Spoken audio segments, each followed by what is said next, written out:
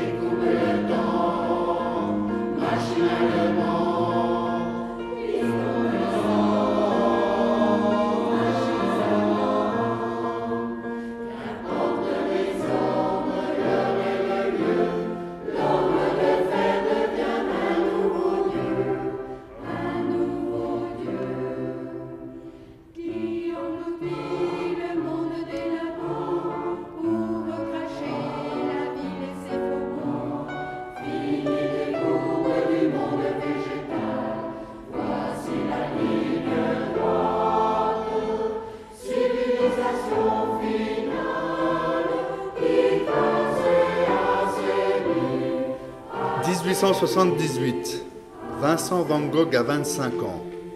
Il se cherche. Il a déjà essayé d'être employé dans une galerie d'art, puis enseignant de français en Angleterre. Depuis longtemps, il voudrait être pasteur comme son père.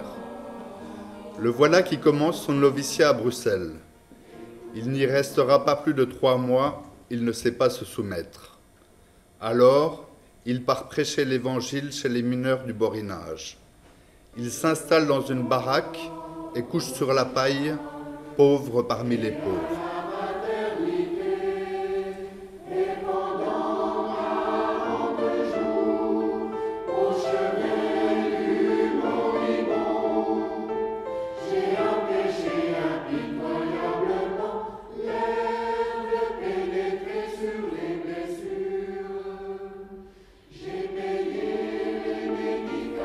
Rejeté par toutes les églises, Vincent sent monter en lui une question oppressante.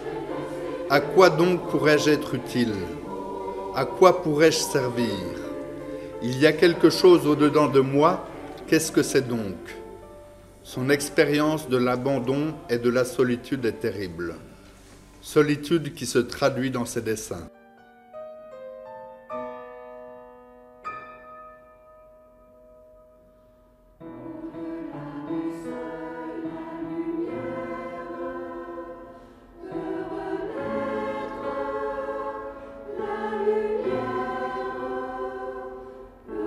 En août 1881, Vincent est rejeté par Kate, une jeune femme veuve depuis peu.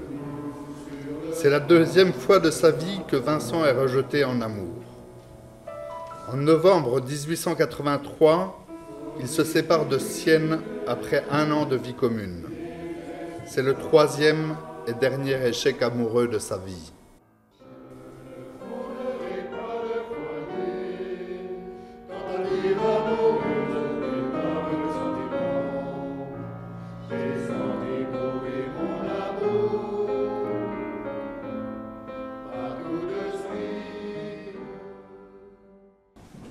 Vincent dessine et dessine encore.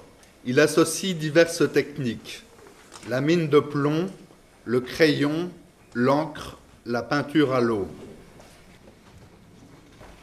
Il peint de plus en plus. Il souhaite vivre au cœur du pays et peindre en priorité la vie des paysans.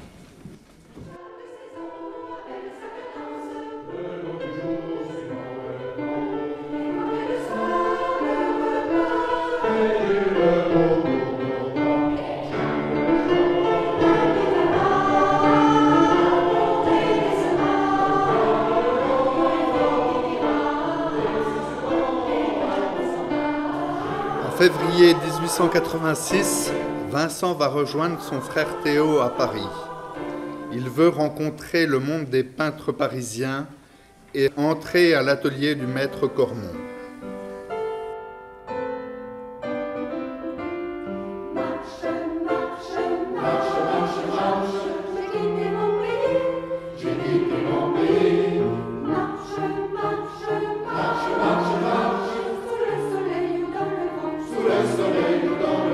Marche, marche, le voilà. Vincent renonce à l'enseignement de Cormon.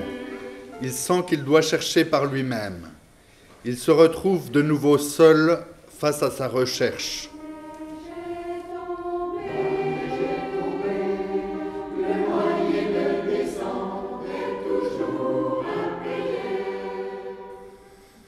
Le 20 février 1888, Vincent part pour s'installer en Arles. Les jours passent. Il se sent attiré par le pays. Il se promène dans la campagne alentour, cherche des motifs, les ponts, les vergers, la nature, le paysage.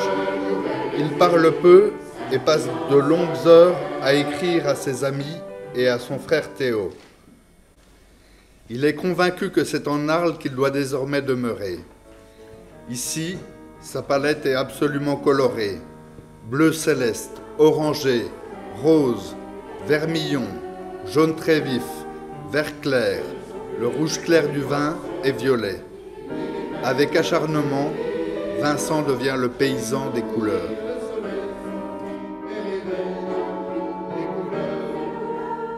Gauguin, après avoir reçu de nombreuses lettres de Vincent, accepte de venir vivre en Arles pour peindre. Vincent, qui est souvent extrêmement fatigué par son travail, se sent rassuré par la présence de son ami. Il approfondit sa peinture de nuit.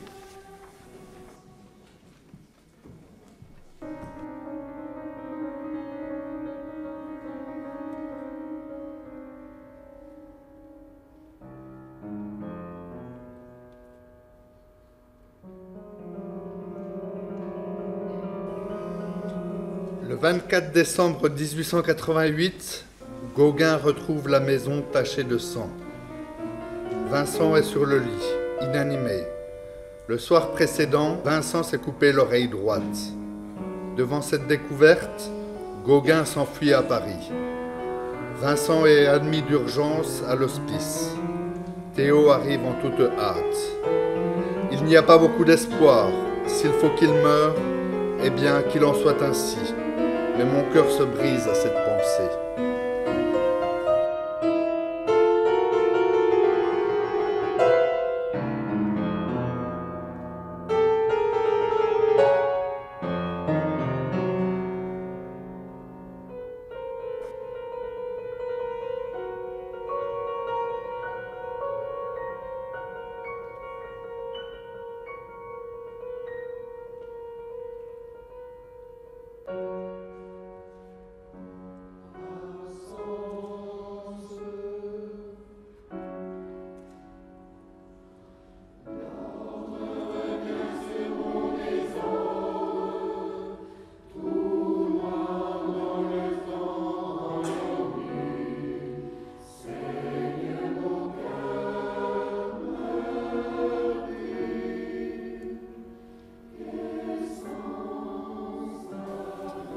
Vincent va se reposer à l'hospice Saint-Paul à Saint-Rémy, puis il part s'installer à Auvers-sur-Oise. Il peint toujours davantage. Le travail lui permet de garder un peu de présence d'esprit. Grâce au travail, il pourrait peut-être un jour retrouver tout son équilibre.